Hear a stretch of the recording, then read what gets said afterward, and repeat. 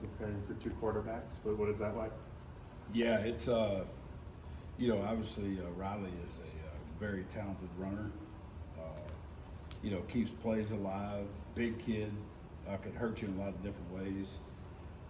3 is, he can throw it. Obviously, off the film we do have on him, he's a very good thrower.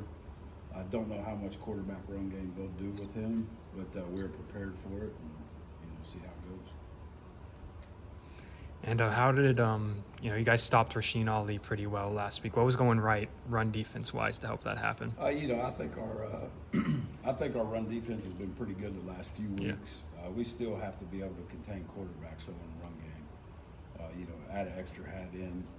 When you do that, then you weaken your coverage obviously a little bit, and then you give up some passing yards. So, but always our first goal is to stop the run, control the pass, and try to get them in situations where we can heat the quarterback up a little bit and have some fun. You guys have a 7-man defensive line rotation. Just how does that change things when you have so many guys you can rotate through? Yeah, it just keeps them fresh. And I think that's showing up, especially on the stat line. I mean, we're leading the league right now in sacks.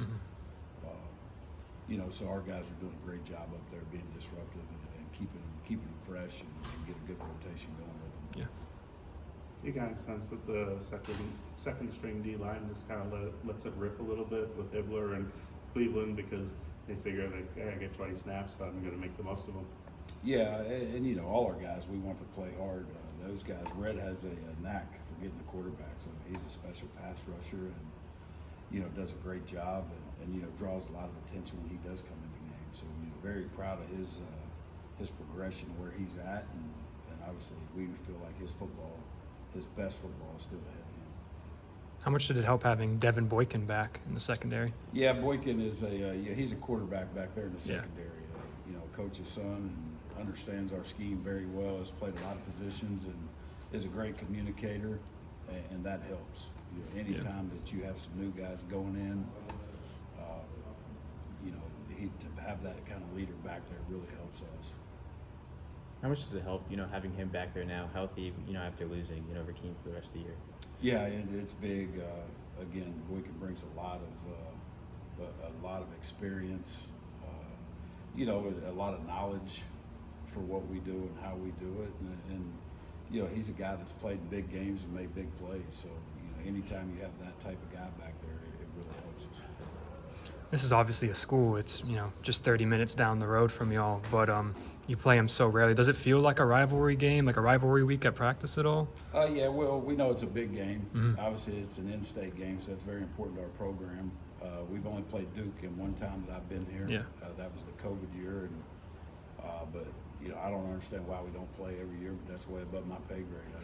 Whoever they put on the schedule, we prepare for and get ready for, and Duke's up next, and obviously the kids know us, we know them.